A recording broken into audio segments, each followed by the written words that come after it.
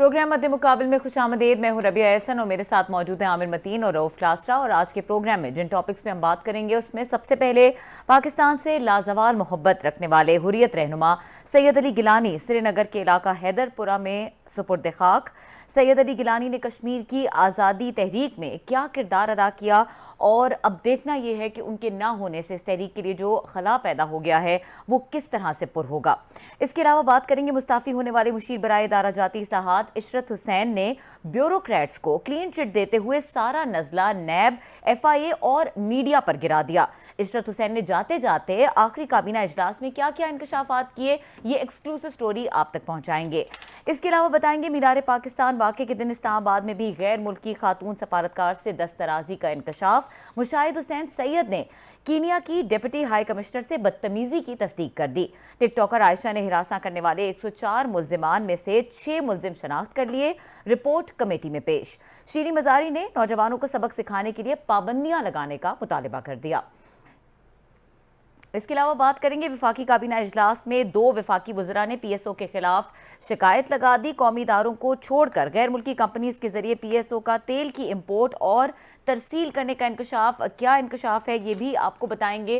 Class साहब, जो सबसे एक्सक्लूसिव स्टोरी है और इम्पॉर्टेंट इस वक्त ख़बरें हैं कुछ इससे मुतालिक आपके पास। इशरत हुसैन ने जाते जाते कुछ इंकशाफात किए हैं, कुछ पोल खोले हैं, कोई इल्ज़ामात लगाए हैं, वो क्या हैं डिटेल्स उनकी? इल्ज़ामात बड़ी एक उस पर गिलानी साहब की जो रहलत हुई है उस पर तो आमिर साहब जो हैं वो बात करेंगे उस पर तफसील से। लेकिन एक्सक्लूसिव स्टोरी से आज हम शो शुरू करना चाहते हैं कि इस मुल्क के ज़वाल की जो हम बातें तो करते रहते हैं, रीज़निंग क्या होती है। इमरान खान साहब जब आए थे तो उन्होंने आके यहाँ इंस्टीट्यूशनल रिफॉर्म्स की कमेटी बनाई थी और डॉक्टर इशरत हुसैन साहब जो हैं इस वक्त मेरा ख्याल माशाल्लाह 80 साल से ऊपर के हैं, इनके ज़िम्मे काम लगाया गया था कि आप इंस्टीट्यूशनल रिफॉर्म्स पे काम करें, कि बताएं कि पाकिस्तान में ब्यूरोक्रेसी काम क्यों नहीं कर रही, यहाँ पे आपके स्टेट ऑर्गेनाइजेशंस हैं, महकमे हैं, डिपार्टमेंट्स हैं, मिनिस्ट्रीज़ हैं, ब्यूरोक्रेसी काम क्यों नहीं कर रही, क्यों नहीं हो रही। ये 3 साल पहले इमरान खान साहब ने आते ही उनके ज़िम्मे लगाया था। इस तरह के रिफॉर्म जो आपको पता है ये जनाब मुशर्रफ साहब के दौर में भी उन्होंने उस वक्त मेरा NRB बनाया हुआ था, उसके ज़िम्मे भी ये काम लगाए थे। उस वक्त आपको याद है जनरल नकवी साहब थे, उनके ज़िम्मे भी ये काम लगा।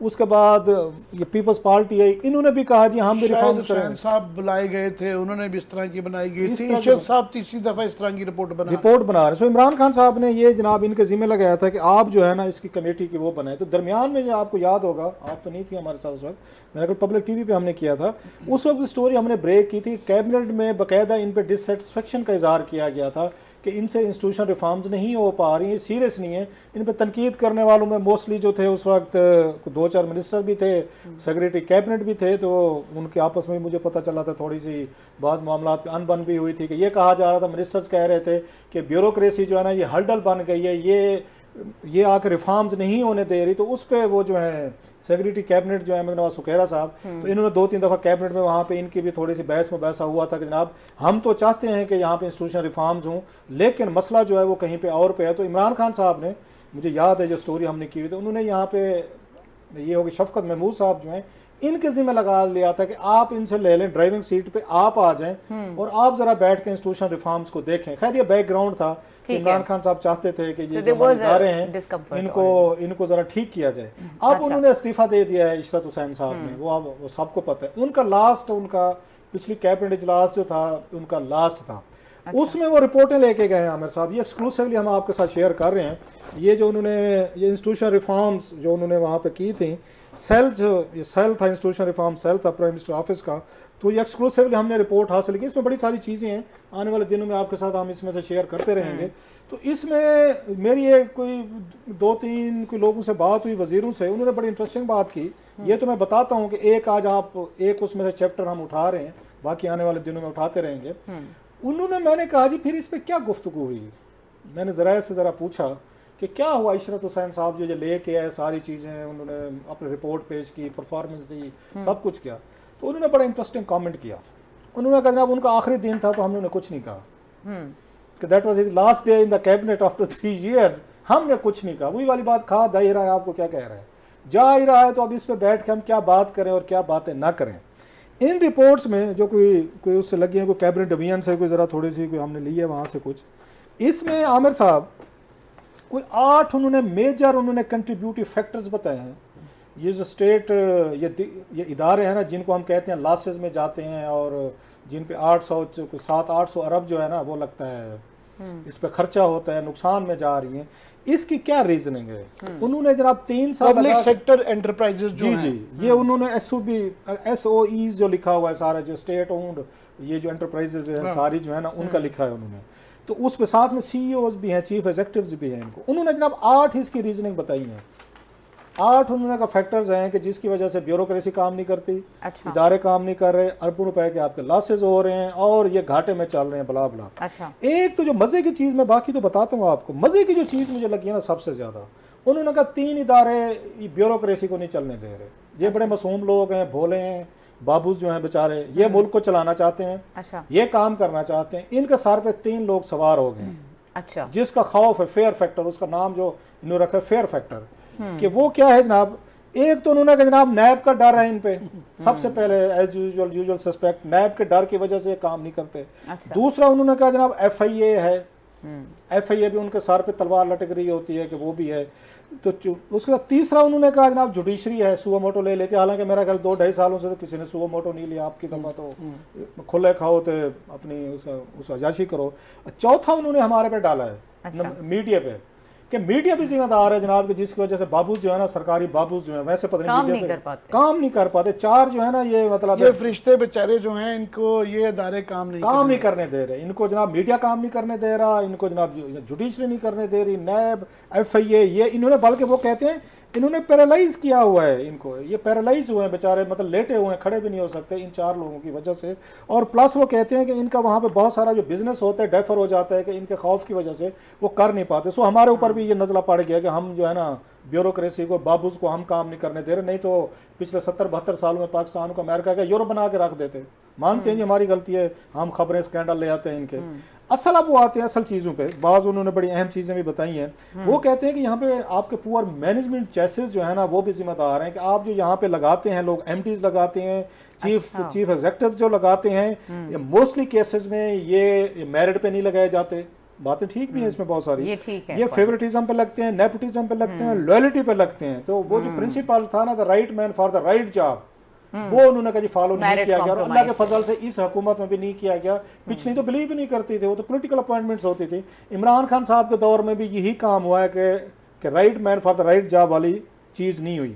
अच्छा, प्लस उन्होंने ये कहा कि जनाब के, उन्होंने कहा एक आपकी वीक गवर्नेंस और ओवरसाइट होती है, जो बोर्ड बनाए जाते हैं, जो आमिर साहब जिस पे बड़ी स्टोरीज अक्सर करते रहते हैं, कि सारी जो बदमाशी की जाती है ना, 2 नंबरी की जाती है, जहां से मैनूवर किया जाता है, वो बोर्ड्स के बंदे बिठाए जाते हैं कि कौन कौन अपनी लॉबी के, ये पावरफुल माफियाज के जो ये सेक्टर्स हैं, बिजनेसमैन जो हैं, बड़े बड़े सेठ हैं कराची, लाहौर, इस्लामाबाद के, ये अपने बंदों को कैसे बोर्ड के अंदर ये लेके जाते हैं, इनके ये जो है, फिर उनको करप्ट करते हैं, रिश्वत देते हैं, लंबे लंबे उनको ये TA देते हैं। जी हाँ, तो उनके जरिए ये फिर ये बोर्ड के जरिए ये कारपोरेशंस पे या ये जो आपके यहाँ पे इदारे हैं उन पर असर अंदाज होते हैं और मर्जी की पॉलिसीज बनवा के चंद लोगों को देते हैं। इसमें वो कहते हैं कि बोर्ड की मेंबरशिप जो है मोस्टली हुकूमत के सरकारी मुलाजमीन होते हैं, जिनको वहाँ पे उनके आगे बिजनेस का पता नहीं होता, मतलब पेट्रोलियम रिलेटेड है, गैस रिलेटेड है, LPG है, LNG, मैं वैसे नाम ले रहा हूँ। इनके अगर बोर्ड्स हैं, जिनको है, डिस्को है या पावर जनरेशन है,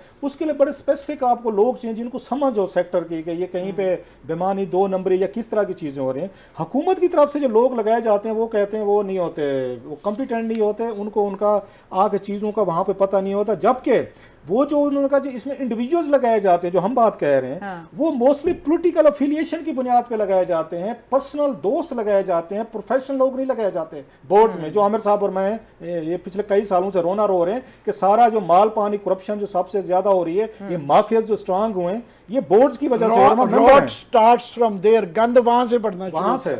अच्छा, प्लस वो कहते हैं एक्सेसिव ऑडिट, उसमें भी नाराज है, ब्यूरोक्रेसी ऑडिट हमारा नहीं होना चाहिए। वही वाली बात है, अकाउंटेबिलिटी कहीं पे नहीं होनी, मीडिया नहीं होना चाहिए, जुडिशरी नहीं होनी चाहिए, नैब नहीं होना चाहिए, FIA नहीं होनी। अब वो कह रहे हैं ऑडिट भी नहीं होनी चाहिए। एक्सेसिव, वो कहते हैं बहुत ज्यादा ऑडिट, हमें इंटरनल एक्सटर्नल, बाद में PSC वगैरह जो है ना उनका भी करना पड़ता है। उन्होंने कहा फिर जनाब इसके बाद स्ट्रिक्ट प्रोसीजरल हमें कहा जाता है, रिलायंस है आपकी एप्लीकेशन जो है, फिर आगे चलते हैं कि जनाब वो कहते हैं प्रोक्योरमेंट डिफिकल्टीज भी हो जाती हैं कि जनाब कि हमने प्राइवेट सेक्टर के साथ हमने कम्पीट करना होता है, तो फिर पेपरा रूल्स वो भी सबसे बड़ी मुश्किल बन गई भाई। बस गलियां हो जाए सुनिया तो बीच मिर्जा यार फिर इस मतलब 8 का मैं जंगल का कानून हो तो वो सही रहेगा। जंगल का कानून होते ही कोई कानून हाँ, तो वही ना, इसीलिए कि कोई कानून ना हो, राइट इज राइट वाला हिसाब सही है। होगा। सो वो ये फरमा रहे हैं जनाब कि यहाँ प्रोक्योरमेंट के भी हमें मसले होते हैं, पेपरा रूल्स में कभी हमें पकड़ लिया जाता है, ये भी वो कहते हैं जनाब ब्यूरोक्रेसी इससे भी खुश नहीं है। अच्छा फला ह्यूमन रिसोर्स मैनेजमेंट कहते हैं कि पॉलिटिकल अपॉइंटमेंट्स जो हैं वो की गई हैं, ये भी बात उनकी बड़ी हद तक ठीक है, वैसे जेन्युइन बात के खैर इसमें रिफॉर्म्स में कि पॉलिटिकल अपॉइंटमेंट्स की गई हैं, छोटे ग्रेड्स में की गई हैं, और फिर उनकी ट्रांसफर पोस्टिंग और उनकी यहाँ प्रमोशन जो है वो भी पॉलिटिकल बुनियादों पे की जाती है। लिहाजा वो जो है ना काम नहीं करते, वो कंपनी में काम नहीं करते, वो ये पहले तो यूनियन वगैरह बड़ी होती थी, लिहाजा ये भी उन्होंने बड़ा एक यहाँ मसला है प्रेशर ऑन मैनेजमेंट कि मैनेजमेंट पे प्रेशर है अपॉइंटमेंट्स का, पोस्टिंग का, ट्रांसफर का और प्रमोशन का, कि जिसकी वजह से रिसोर्स के आपके रिसोर्सेज जो है ना वो ज़ाय हो रहे हैं। अच्छा फिर कहते हैं मिनिस्ट्रीज इंटरफेरेंस, जो मेन मिनिस्ट्रीज हैं इनके आगे वो डिपार्टमेंट्स हैं, जैसे जहाँ पे आपका आगरा है, ओजीडीसी है, ये मिनिस्ट्री ऑफ पेट्रोलियम के नीचे आते हैं। वो ये कहते हैं कि मिनिस्ट्री की जो है मेन मिनिस्ट्री ये बहुत ज़्यादा वो डालती है, इंटरफेरेंस करती है कि हमारे मामलात में करते हैं कि किसको ठेका देना है, किसको क्या देना है, किसको आगे करना है, पीछे करना है। मिनिस्ट्री जो बैठी है मिनिस्टर सेक्रेटरी ये इंटरफेयर करते हैं। और मजे की चीज़ है वो कहते हैं कि इन्हें सबसे ज़्यादा दिलचस्पी जो मिनिस्ट्री को या मिनिस्टर को होती है गाड़ियों में होती है, लग्जरी गाड़ियाँ दें, पार्क्स दें, प्रिविलेजेस दें, पेट्रोल दें, भांजे मामा चाची या फुफ्फी नानी दादी इनको गाड़ियां भिजवाएं हमारे डिपार्टमेंट से, ये भी सारी यहाँ पे इसमें होती है सर। लास्टली मैं बता दूं जो उन्होंने लास्ट पॉइंट उठाया है इसमें कि इस पे लैक ऑफ ऑटोमेटेशन सर, वो ये कहते हैं कि हमारा क्योंकि डिजिटल सिस्टम नहीं है लिहाजा पब्लिक के साथ बहुत ज़्यादा इंटरेक्शन है, जिसकी वजह से आपके इसमें डिलेज भी होती हैं, इसमें करप्शन भी होती है, और उसमें सप्लायर्स, कंट्रैक्ट हैं, क्लाइंट्स हैं और दीगर। वो कहते हैं कि आपका जितना कम से कम डायरेक्ट लिंक होगा उतनी कम से कम आपकी इंटरफेरेंस भी होगी, करप्शन भी कम होगी, काम भी जल्दी होंगे। ये था मेरे साहब 8 चीजें जो मैंने जल्दी बताई हैं, बाकी तो लंबा काम है। ये जो 8 के 8 फैक्टर्स हैं, कुछ चीजें तो वो कहते हैं ना राइटिंग ऑन द वॉल है, वो जो आप बताते रहे पहले भी, नेपोटिज्म टाइप की चीजें, या लेकिन जहां पर उनकी अकाउंटेबिलिटी हो रही है, उनको देखा जा रहा है कि वो कैसे काम करे, वो फैक्टर्स कैसे एलिमिनेट हो सकते हैं? आई मीन उन्होंने कोई ऑल्टरनेट भी फिर सजेस्ट उनको करना चाहिए। ये वो टॉपिक है जो कि बार बार जब भी पूछते हैं ना कि ये हुकूमत के 3 साल में क्या खराबियां रही हैं, तो ये बड़ी टेक्निकल टर्म में लोग कहते हैं जुडिशल रिफॉर्म, एडमिनिस्ट्रेटिव रिफॉर्म, ये रिफॉर्म्स नहीं हुए। तो ये बुनियादी तौर पे आम आदमी कहता है कि जनाब हमारे काम नहीं होते और इंसाफ नहीं मिलता, थाना कचहरी ठीक नहीं है और इदारे ठीक, ये बहस है। तो वो क्या है कि इसी खातिर कत्ल आशिका से मना करते थे हम, इसीलिए मना करते थे कि ये काम जो है ना ये इशरत हुसैन साहब के बस की बात नहीं है। जो बंदा ब्यूरोक्रेट हो, सारी उम्र रहा हो, इनका अंदर से दिल वही है कि ये जो ना 80 साल की उम्र में पहुंच के इनसे कोई ड्रास्टिक चीज़ों की उम्मीद ही नहीं थी। और ये वक्त 3 साल पीटीआई गवर्नमेंट ने भी अपना ज़ाया किया कि इन्होंने 3 साल लगा के ये किया। इसके लिए ऑफ कोर्स कुछ रिकमेंडेशंस बड़ी अच्छी नज़र आती हैं, इससे पहले भी क्लास सब आ चुके हैं, रिकमेंडेशन पहले भी बड़ी हैं, इतने ढेर लगे हुए हैं अगर आज तक रिकमेंडेशंस और इस तरह की उसका निकाले। ज़रूरत किस चीज़ की है? ज़रूरत है पॉलिटिकल विल की, और पॉलिटिकल विल भी जब आप जिनके आपने पर काटने हैं उन्हीं से पूछेंगे और इन्हीं का इंचार्ज बनाएंगे कि जनाब वो मुन्नू भाई की बड़ी जो है ना नज़म है कि उसका मफहूम कुछ इस तरह का है कि किस तरह कातिल चोरों डाकुओं से पूछते हो कि कौन करके गया, वो किस तरह बताएंगे कि मेरी नानी साहब के चीफ कमिश्नर साहब बादल क्या कत्ल चाकू डकुओं से पूछ रहे हैं कि जिनकी नानी के उसकी नानी कत्ल उसका फलाना। तो ये वही वाला हाल है कि इनसे ये जब बनाई जाती हैं तो ये कमेटीज़ के अंदर आप नॉन ब्यूरोक्रेटिक लोग डालें, वो लोग जिनकी सोच रिफॉर्म्स की हो, जिस तरह भुट्टो साहब के उस दौर में हुए हैं। कई चीज़ों पे कई लोगों को बड़े एतराज़ात थे उस रिफॉर्म्स पे, मगर वो जो रिफॉर्म किए गए थे उसके अंदर उन्होंने फॉर एग्ज़ाम्पल शेख रशीद साहब बाबाई सोशलिज्म, जिनकी एक सोच थी, फ़लसफ़ा था कि अवाम को करवाना है, उसके अंदर डॉक्टर बशर हसन इन्वॉल्व थे। तो इस तरह के लोगों को इन्वॉल्व करना ज़रूरी है। अब मज़ेदार बात इसके अंदर 1-2 चीज़ें ठीक है वैसे कि इन्होंने कहा कि दो चीज़ें क्विकली मैं कहता हूँ। एक तो ये है कि पहले ये कहते थे कि जनाब वो जुडिशरी ब्यूरोक्रेसी के पास, क्योंकि जुडिशल एग्जेक्टिव इख्तियारात भी थे, जुडिशरी के मजिस्ट्रेट थे वो पहले कहते थे इनके पास जितनी जजेस भी यही हैं और ब्यूरोक्रेट भी यही हैं, वो अब ले लिए गए। अब उल्टा ये कहते हैं कि जनाब ये जो जुडिशरी है ये हमारे काम रोकती है। तो अगर रोकती है तो भाई साहब आप फिर पहले तो वो मांगते हैं कि हमें इतनी अदालतें, इतने वसाइल, इतने पैसे वो तो दे ना। अगर वो ना दे तो फिर आपका ब्लेम बनता है उनको कहना, सिर्फ बातों की हद तक ये कह देना वो वाली ठीक है। तो बाकी तो ऑफकोर्स वो जो आपने कह दी गली संजीव वाला, वो कहते हैं कि चेक ना हो, ये इसमें ये कोई मानने के लिए तैयार नहीं है कि पिछले 20-30 साल में एक इन्हितात हुआ है। और ये रॉट जो है नवाज शरीफ साहब और ज़िया-उल हक के ज़माने से हुआ, जबकि आप पॉलिटिशियनों ने और इन्होंने ब्यूरोक्रेट्स ने मिल के जो है ना ये सारा गन मुल्क के अंदर डाला हुआ, और उसका इन्हितात एक नेचुरल रिजल्ट था। तो ये अगर करना है तो इसके लिए विल चाहिए और हौसला चाहिए। तो ठीक है, इनकी इसके ऊपर मान लिया जाए कि जनाब ये बड़ी अच्छी चीज़ें कर लें। अब 3 साल हो गए, 3 साल में कुछ नहीं हुआ। ये नहीं आप कर सकते हैं कि आप पंजाब में आप कहेंगे फॉर एग्जांपल सबसे बड़ा सूबा तो वही है ना कि बुजदार साहब रहें और एक जाली साहब सेक्रेटेरिएट बना के लोगों की तसल्ली हो जाए, और फिर हर MP MN की सिफारिशों के ऊपर जो है ना बंदे लगते रहें और फिर उनसे तवक्को करें कि जनाब ये साहब भी दलेंगे, रिफॉर्म भी करेंगे। तो इसके अंदर थ्योरी से ज़्यादा प्रैक्टिकल ज़रूरी है। प्रैक्टिकल ज़रूरी, और ज़्यादा ये भी बात होनी चाहिए कि किस तरह से इन चीज़ों को करेक्ट किया जाए, क्योंकि 3 साल बाद अगर अभी तक प्रॉब्लम्स की निशानदेही हो रही है तो रेक्टिफिकेशन कब होगी। इसके अलावा जो इस्लामाबाद में एक वाक़या सामने आया है और जिस तरह के ख़वातीन को लेकर अनफॉर्चुनेट इंसिडेंट्स सामने आ रहे हैं, इस पर भी बात करेंगे। ब्रेक के बाद हमारे साथ रहिए।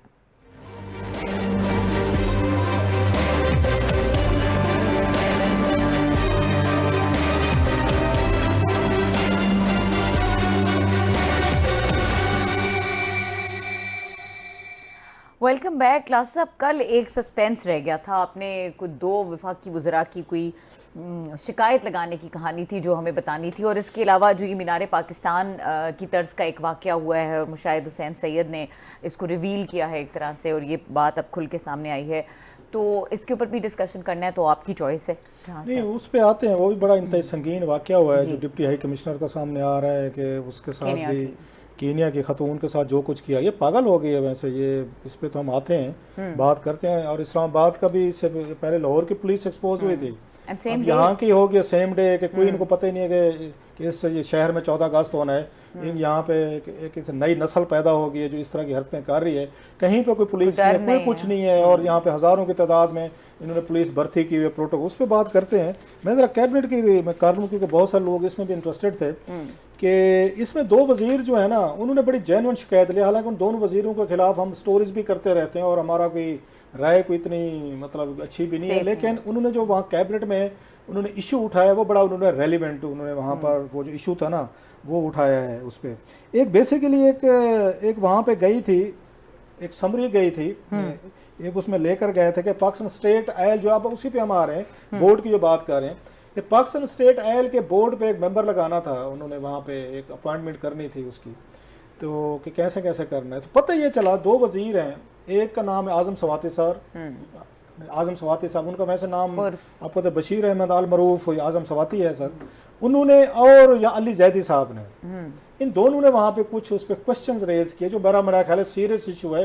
अगर इसको फर्दर प्रोब किया जाए उनके इल्ज़ामात की रोशनी में तो ये कुछ स्कैंडल भी इसके नीचे से निकल आएगा। कहते हैं ना फ्री लंचेस नहीं होते। मसला इसमें यह बताया गया कि PSO जो है बोर्ड है इसका, पाकिस्तान स्टेट आयल, अगर इसका स्टेट आयल जो है ये यहाँ से आपकी LNG आयल, ये सारी फर्नेस आयल वगैरह LNG सारी ये इंपोर्ट करते हैं और पावर सेक्टर को फर्नेस आयल वगैरह ये सप्लाई करते हैं। बल्कि बहुत सारा पावर सेक्टर ने ये भी बताता जाऊँ 180 बिलियन रुपीज़ जो है ना, ये कैबिनेट को वैसे ब्रीफ किया गया है पिछले इजलास की, मैं आपको कहानी सुना रहा हूँ वहाँ से उस पर। तो उसमें उन्होंने बताया कि 180 बिलियन रुपीज़ यहाँ पे ये बहुत सारी कंपनीज जो हैं इन्होंने ये PSO को देना है, उनसे नहीं लिए जा रहे। हर दफ़ा हमारी यहाँ पे इन्होंने बिजली की कीमतें बढ़ा देते हैं, वो पैसे रखे हुए हैं। ये लॉसेस रिकवर करने वाले ये बिजली की कीमतें बढ़ा देते हैं, यहाँ पे LNG के बढ़ा देंगे, वो खैर एक अलग टॉपिक है। उसमें उन्होंने ये आके डिस्क्लोज किया कि ये जो है ये बड़ा PSO का है, ये वहाँ से आके कतर से LNG मंगवा रहे हैं, तेल मंगवा रहे हैं, फर्नेस ऑयल मंगवा रहे हैं, जिनको सप्लाई किया जाता है, और बाज़ दफ़ा इमरजेंसी बुनियादों पे भी पावर प्लांट्स वगैरह पावर कंपनी को देते हैं। चलो यहाँ तक ठीक है, तो लिहाजा मेंबर लगाए जी, इसका फौरी तौर पर इसके बगैर काम नहीं चल रहा। उन्होंने कि मेंबर तो लगाते हैं। तो इस पर अली जैदी साहब जो हैं और साथ में आजम स्वाति साहब हैं, उन्होंने पॉइंट आउट की बड़ी अहम चीज़ है। उन्होंने कहा जनाब कि आपने वज़ीर आज़म साहब पाकिस्तान, आपने हिदायत पहले भी दी थी, वो सीरियस क्यों नहीं ले रहा ना इमरान खान साहब को? इसके अलावा तो कोई बात नहीं है कि आपने पहले हिदायत दी हुई और आपकी हिदायत पे PSO अमल ना करे, ये हो नहीं सकता।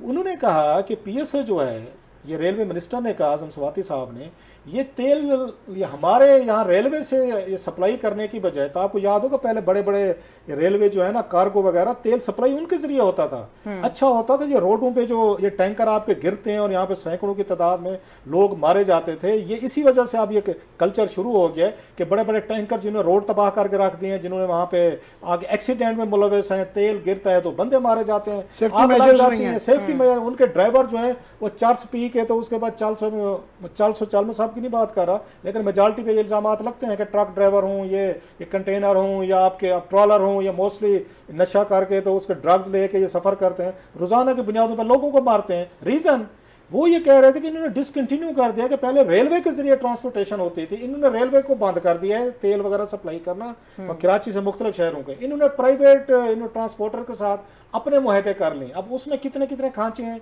क्योंकि उनको भी पैसे देने पड़ते हैं, उनको भी आप उनको फ्रेट चार्जेस वगैरह देने पड़ते हैं। सो उन्होंने कहा जनाब वज़ीर आज़म साहब, इनको कहें रेलवे घाटे में चल रही है, ये रेलवे को बिजनेस देने की बजाय, सरकारी ये महकमा है ना, प्राइवेट तो नहीं है, रेलवे को बिजनेस देने की बजाय ये प्राइवेट ये ट्रॉलर हैं, कंट्रैक्टर हैं, ये सप्लायर हैं, या बड़ी बड़ी कंपनीज हैं, उनको बिजनेस दे रहे हैं, हमें बिजनेस नहीं दे रहे हैं। He had very valid point ये आजम स्वाति साहब को। चलो यहाँ तक हो गया, आगे सुने PSO लगते हैं बड़े, they are in a big game, बड़े काम कर रहे हैं। साथ में अली जैदी साहब ने कहा, उन्होंने कहा चलें जी आप तो इसको रोना रो रहे हैं ना, ये स्टेट के इदारे ऐसे घाटे में नहीं आते, ये बड़े बड़े जकूटे जिन होते हैं, बड़ी मेहनत करते हैं। अली जैदी साहब कहते हैं कि आपके पहले यहाँ पे ये जो PSO आपकी LNG मंगवाती थी, तेल मंगवाती थी, फर्नेस ऑयल गैस मंगवाती थी, वो यहाँ से मंगवाते थे। आपका जो महकमा है इनका शिपिंग, नेशनल शिपिंग कॉरपोरेशन के अपने जहाज हैं, कहते हैं हमारे जहाजों से नहीं मंगवाते हैं, ये प्राइवेट इन्होंने कोई मल्टीनेशनल कंपनीज के या कोई दुनिया के और जहाज हैं, उनको ऑर्डर करते हैं, उनके जरिए तेल मंगवाते हैं, उनके जरिए गैस मंगवाते हैं और डॉलरों में उनको पेमेंट करते हैं। उन्होंने अगर हमें दें, हमें ठेका दें, और ये बाकायदा वो कहते हैं SOPs हैं कि अगर आपको पहला राइट ऑफ रिफ्यूजल जो है वो आपने इसको देना है, पाकिस्तान ये जो नेशनल शिपिंग कॉरपोरेशन है वो कह देंगे हमारे पास जहाज नहीं है या वसाइल नहीं है, अवेलेबिलिटी नहीं है, तो फिर आप किसी और को हायर कर सकते हैं। लेकिन पहले आपको ऑफर इनको करनी पड़ती है, कोई जहाज खाली है हमने मंगवाना है कोई, कहते हैं ये सरकारी जहाज छोड़ के, बहरी जहाज छोड़ के, ये प्राइवेट कोई दुनिया भर के कोई उनको ठेके देते हैं, डॉलरों में उनको पेमेंट कर, यकीनी तौर पर उसमें काट लेते होंगे जनाब, ज्यादा पैसे मिलते होंगे इनको।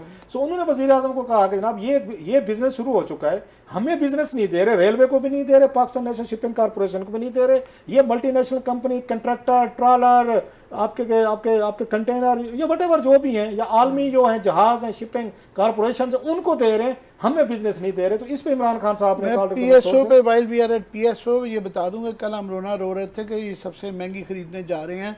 आज की खबर ये है कि वो जो टेंडर बिड, सिंगल बिड भी नहीं आई, जिसका मतलब ये है कि वो जो हम बहुत महंगा पेट्रोल लेने, LNG लेने जा रहे थे, वो भी नहीं मिल सकी, जिसका मतलब है कि सर्दियों में दोबारा इम्कान है कि आपकी गैस की लोड शेडिंग आएगी।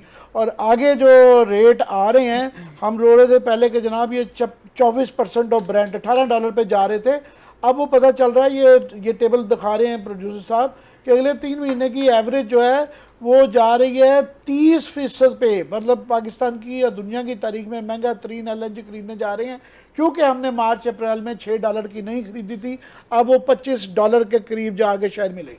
आमिर साहब, बहरहाल ये कि इस पर हम आप करते रहते हैं और मजीद करते रहेंगे, ये तो एक अलहदा है। आप जरा आते हैं जो मुशाहिद हुसैन साहब ने पता, मीनार पाकिस्तान पे आते हैं, इससे कुछ ज्यादा शेमफुल चीज हो सकती है। अब इसका भी मैं उससे यूथ जो है हमारी लगी हुई है वो दिफा करने पे, जी ऐशा का कसूर था, कोई खतून बाहर निकल जाए, ड्राइव करने क्यों चली थी, सर पे दुपट्टा क्यों नहीं लिया हुआ था उसने, जनाब उसने आके बुर्का क्यों नहीं पहना हुआ था, उसने पर्दा क्यों नहीं किया हुआ था, वो घर से निकली क्यों है।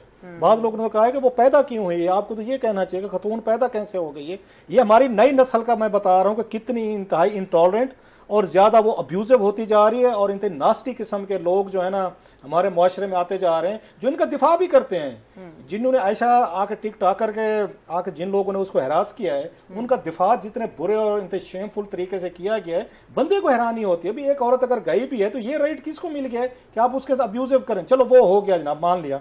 आप अगली कहानी सुने, उसने भी खैर उसने 5-6 लोगों को उसने आइडेंटिफाई कर लिया है, लाहौर पुलिस चैलेंज पर लगी हुई है। अब ये पता चला है लेक व्यू पार्क है आमिर साहब, दुनिया जहां का क्राउड होता है। अब इस्लामाबाद पुलिस की कारकर्दगी पे आ जाते हैं। लाहौर की तो हमने देख ली कि बुजदार साहब को टक्के की दिलचस्पी नहीं है, खुद सैकड़ों उन्होंने अपने पुलिस वाले रखे हुए हैं। अभी मुल्तान गए हुए थे, 981 मुल्तान वालों का एक चार्ट सामने आया था जिनकी ड्यूटियां लगाई थी, 2 दिन रहना था। 981 लोग मुल्तान में, शहर में। वो अगर नासिर महमूद शेख साहब हमारे दोस्त हैं मुल्तान के, उन्होंने ये स्टोरी ब्रेक की हुई थी कि वहां पे 900 से ज्यादा बंदा इनकी मुकर गया था। फिर आपने डॉक्यूमेंट पेश की थी, मैं फॉलो कर रहा था। ये देखे मैंने कहा जनाब 900 बल्कि 1000 बंदा ड्यूटी पे था वहां पे कि बुजदार भाई, ये बुजदार साहब को किससे खतरा है। अच्छा, घरों पे अलहदा उन्होंने पुलिस लगी हुई है। डेरा में घर है उनका, तौसे में घर है, मुल्तान में घर है, लाहौर में घर है, वो अलहदा सिक्योरिटी है। लेकिन सिक्योरिटी नहीं है तो मीनार पाकिस्तान पे नहीं है 14 अगस्त।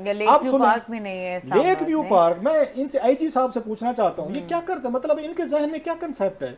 लेक व्यू पार्क है जहां पे पब्लिक ने जाना है, हजारों की तादाद में लोग निकलते हैं, छुट्टी वाले दिन जब भी होते हैं, आपका कोई पुलिस वाला नहीं है। और जो अब ये पता चल रहा है मेरे लिए, मतलब इट्स शॉकिंग कि वहां पे डिप्लोमेट खतून गई हैं आमिर साहब, वो गई हैं और उनके साथ बदतमीजी की गई है।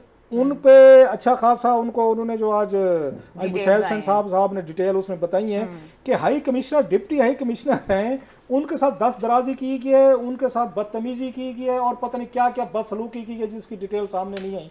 तो जनाब ये मुआशरा, रावल लेक व्यू पार्क है इस्लामाबाद का मेन जगह है। इस्लामाबाद में ये वाकयात होना शुरू हो गए। पहले मैं आपको बता चुका हूँ, मुझे जानने वाली खवातीन ने बताया कि उनको यहाँ पे घर से वो निकली हैं, उनको बकायदा मोटरसाइकिल वाले, गाड़ियों वाले उनको चेस करते हैं, ट्रेस करते हैं, घर तक छोड़ के आते हैं, उनको तंग करने का सिलसिला हो गया। इस्लामाबाद पुलिस के लिए शर्म का मकाम है। अभी तक किसी ने इस पर कोई रिस्पॉन्स नहीं किया, कोई रिएक्ट नहीं किया। दूसरी तरफ कहते हैं कि हमने यहाँ सेफ सिटी के कैमरे लगाए हुए हैं। आपने लगाए हुए तो आप क्यों नहीं ट्रेस कर, आपको क्यों नहीं पता चलता फला फला जगह पे। ब्रेक का वक्त हो रहा है और हरासमेंट हो रही है, मतलब हरासमेंट हो रही है, क्राउड इकट्ठा हो रहा है, लोग वहां पे खवातीन को चेस किया जा रहा है। तो ये बाजी पुलिस जो है, इस्लामाबाद पुलिस का नाम ऐसे बाजी पुलिस था किसी दौर में, कि ये बाजी पुलिस जो है ये लोगों को यहाँ पे आके उनको प्रोटेक्ट नहीं करेगी, उनको आके हिफाजत नहीं करेगी। अब बात जनाब वहां तक पहुंच गई है, एक मतलब ऐसा टिकटाकर से वो डिप्लोमेट तक पहुंच गया। सिवियर क्राइसिस है ये, और इसमें जेंडर का इशू से पहले जो बात है वो किसी भी सिटीजन की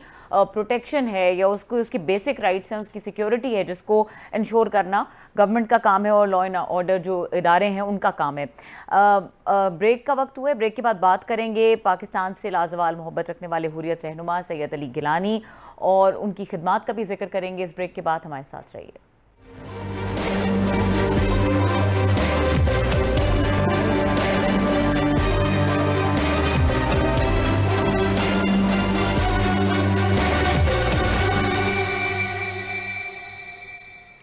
वेलकम बैक आमिर साहब।